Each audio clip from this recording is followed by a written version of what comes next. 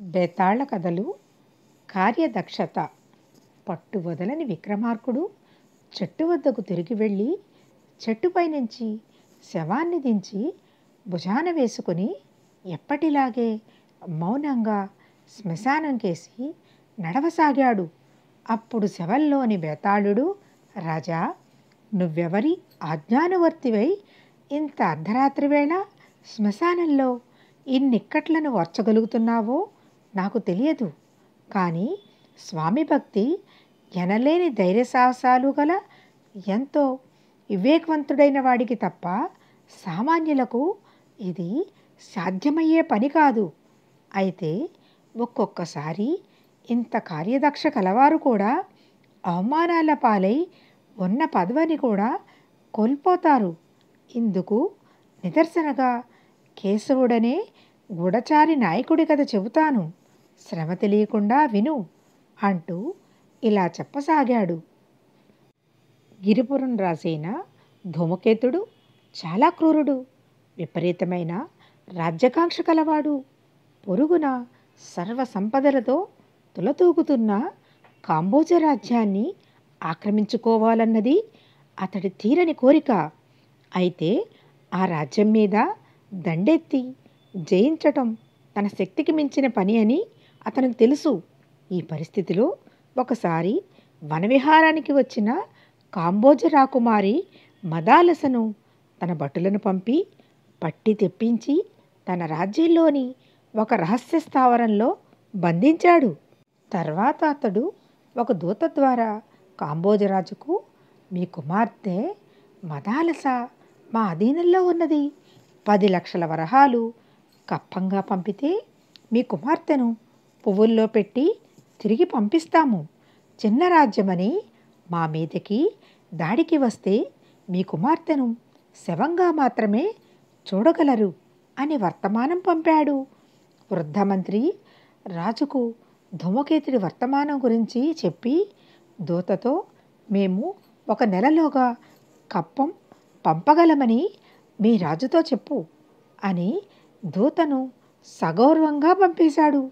ఇది చూసి రాజు కోపంగా, ఆ దుష్టుడు మనం ధనం పంపితే మాత్రం నా కుమార్తెను క్షేమంగా పంపగలడన్న నమ్మకం ఏమిటి అని అడిగాడు. ప్రభు, ఆ నీచుడికి మనం ఒక్క చిల్లిగవ్వ కూడా పంపే ప్రసక్తి లేదు. కేవలం వ్యవధి కోసమే దూతతో నేనలా చెప్పవలసి వచ్చింది అన్నాడు మంత్రి. రాజు కొంచెంసేపు ఆలోచించి, సరే ఇప్పుడేం చేయడం అన్నాడు, ఏమీ పాలుపోక.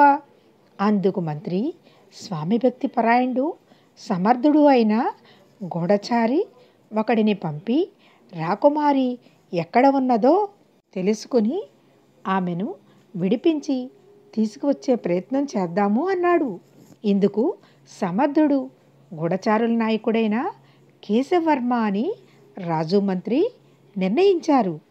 ఆ మర్నాడు కేశవర్మ ఒక రాత్రి ఒక పగలు ప్రయాణం చేసి గిరిపురం సరిహద్దులోని నదీ తీరాన్ని చేరారు. అక్కడ ధూమకేతుడి సైనిక శిబిరం ఉన్నది.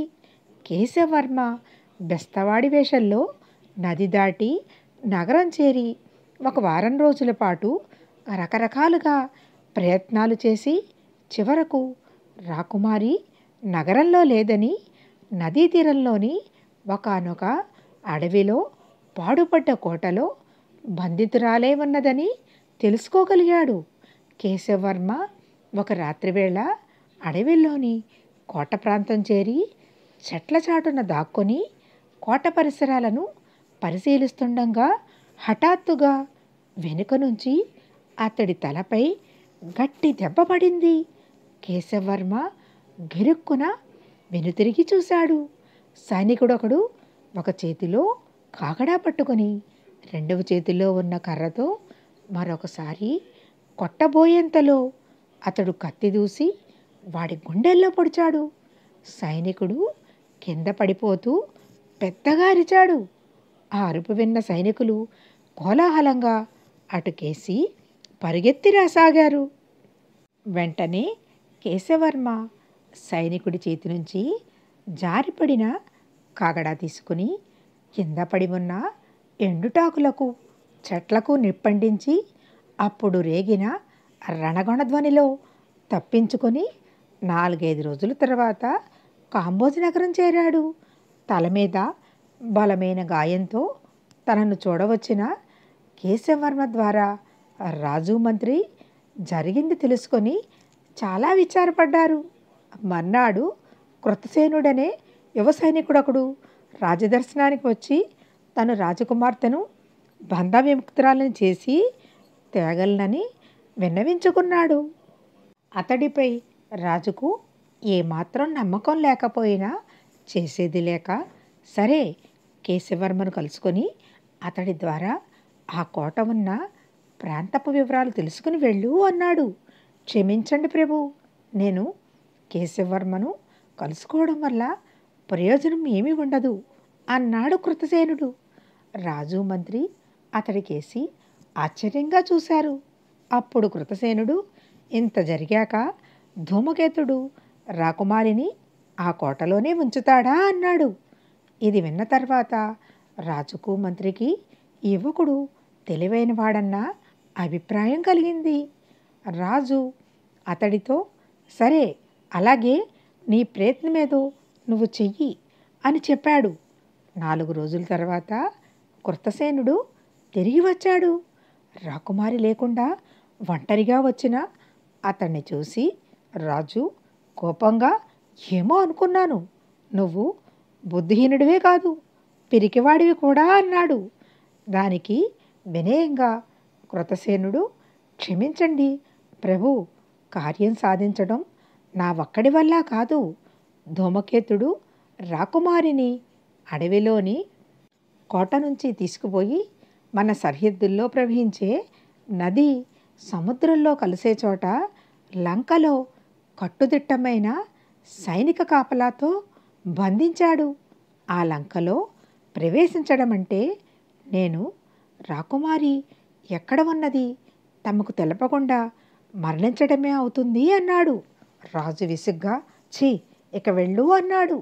వృద్ధమంత్రి రాజుతో కొంత సంప్రదించాక సేనానాయకుడికి కబురు పంపి అతడు రాగానే సంగతి సందర్భాలు వివరించి నదిలో ఉన్న ఆ చిన్న లంకను ముట్టడించి రాకుమారిని రక్షించడం సాధ్యమా అని ప్రశ్నించాడు. అందుకు సేనాని, సాధ్యమే మహామంత్రి, ధూమకేతుడికి అనుమానం కలగకుండా 100 మంది మెరికల్లాంటి సైనికులకు బెస్తవాళ్ల వేషాలు వేసి నదిలో ప్రయాణించి ఆ లంకను సునాయాసంగా చుట్టుముట్టి రాకుమారిని క్షేమంగా తీసుకురాగలను అన్నాడు. సరే, నీ ప్రయత్నం ఫలించగానే మాకు కబురు పంపు, మేము వెంటనే సైన్యంతో వెళ్ళి గిరిపురాన్ని ముట్టడించి ధూమకేతుణ్ణి హతమార్చగలం అన్నాడు వృద్ధమంత్రి. ఈ విధంగా వృద్ధమంత్రి వ్యూహం విజయవంతమైంది. గిరిపురం కోట కాంబోజ సైన్యాల వశమైంది. ధూమకేతుడు బందీగా చిక్కాడు. విజయోత్సవం నాడు రాజు మంత్రితో, మహామంత్రి, ఈ ఆనంద సమయంలో మనం కేశవర్మను సన్మానించడం ఉచితంగా ఉంటుందనుకుంటున్నాను అన్నాడు. వృద్ధమంత్రి వెంటనే, మహారాజా, సన్మానానికి అర్హుడు కేశవర్మ కాదు, కృతసేనుడు అన్నాడు. రాజు కొద్దిసేపు ఆలోచించి, మీరన్నది నిజం అని కృతసేనుణ్ణి ఘనంగా సన్మానించాడు. కేశవర్మను గూఢచారుల నాయకత్వం నుంచి తొలగించి ఆ పదవిని కృతసేనుడికి ఇచ్చాడు. బేతాళుడు ఈ కథ చెప్పి, రాజా, కాంబోజరాజు మంత్రి మాట విని ఎంతో సమర్థుడు, స్వామి భక్తిపరాయణుడు అయిన కేశవర్మను సన్మానించకపోగా అతన్ని పదవీచ్యుతుణ్ణి కూడా చేయడం అన్యాయం కాదా? పిరికివాడని తానే నిందించిన కృతసేనుణ్ణి సన్మానించడమే కాక అతన్ని ఎంతో బాధ్యతతో కూడిన గూఢచారుల నాయకుడిగా నియమించడం ఎలా న్యాయం అనిపించుకుంటుంది? ఈ సందేహాలకు సమాధానం తెలిసి కూడా చెప్పకపోయావో నీ తల పగిలిపోతుంది అన్నాడు. దానికి విక్రమార్కుడు కేశవర్మ సమర్థుడు, స్వామిభక్తి పరాయణుడే కావచ్చు, కానీ అతడిది చాలా క్రోధ స్వభావం.